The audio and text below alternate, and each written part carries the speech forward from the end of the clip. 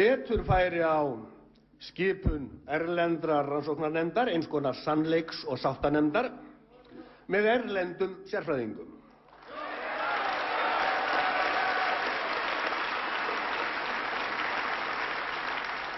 Við þörfnumst slíkrar nefndar til að endurheimta traustið sem við þurfum að geta borið hvert til annars og traust umheimsins.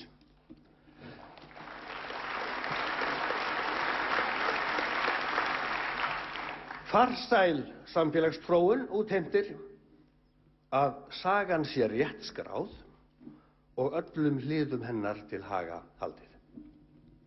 Bankakreppa á Íslandi er ekki einkamál Íslendinga.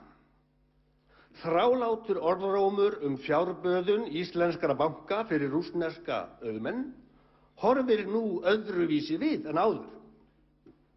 Íslendingar og umheimurinn þurfa að fá að vita hvort orðrómurinn á við rök að styðjast og hvað fór úrskeiðis.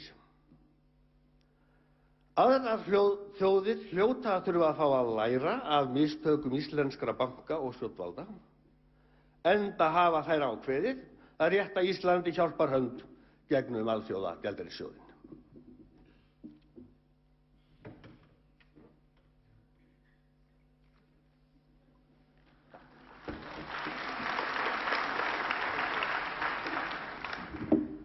Lýðræðisríki reisa trausta veggi milli framkvæmdarvalds, löggjafarvalds og dómsvalds. Þar er borin virðing fyrir þrískiptingu ríkisvaldsins, virðing fyrir valdmörkum og mótvægi. Þar eru reistar skorður gegn samþjöppun valds á of fáar hendur. Í þroskuðu lýðræðisríki gæti það ekki gerst að formaður stærsta stjórnmálaflokksins geti skipað sjálfan sig seðlabankastjóra án andmæla af hálfu annarra stjórnmálaflokka eða fjölmiðla.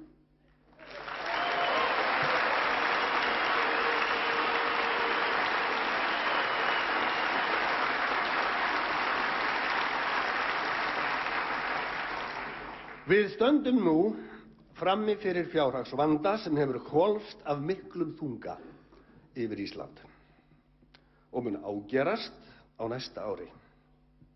Stjórnvöld virtu að vettugi varnaðarorð úr ýmsum áttum. Mikill hluti þjóðarinnar hefur fylgst agndofa með rás atburðanna.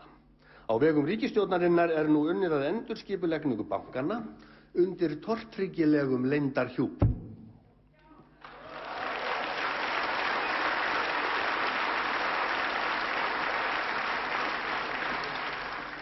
Ákæruvaldið hefði átt að láta strax til skarar skríða eftir hrunið, frekar en að boða mörgum vikum síðar til veiklulegrar athugunar á því hvort lög kunni að hafa verið brotin.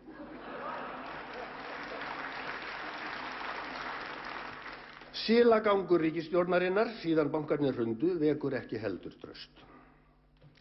Eina færa leiðin til að endurreisa nauðsynlegt traust milli manna inn á við og álit Íslands út á við er að spúla dekkið.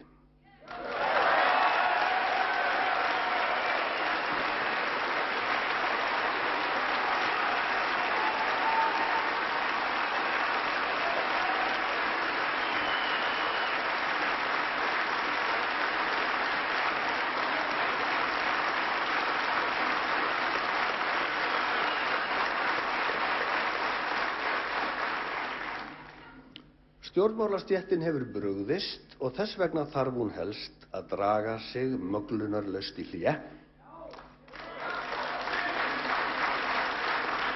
víkja fyrir nýju fólki og veita því frið til að leggja grunninn að endurreisn efnahagslífsins og réttarkerfisins með góðra manna hjálp utan úr heimi.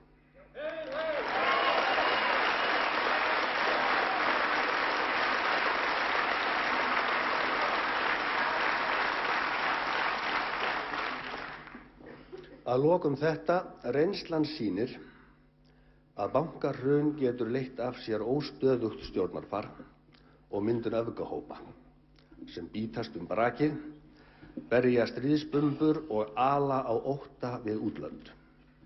Ég segi, sýnum stillingu, hlustum á allar raddir en hlýðum þó aðeins þeim sem boða undanbragðalaust uppgjör við liðna tíð og stefna á endurreisn íslensks efnahagslífs með hagkvæmni, réttlæti og lýðræði að leiðarljósi.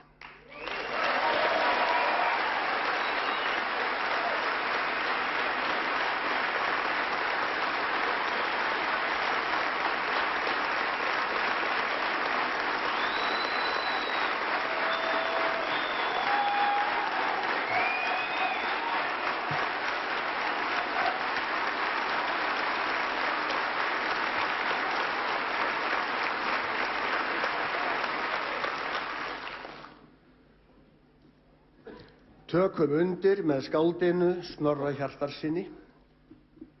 Ísland, í lyftum heitum höndum ver, ég heiður þinn og líf gegn trylltri öld.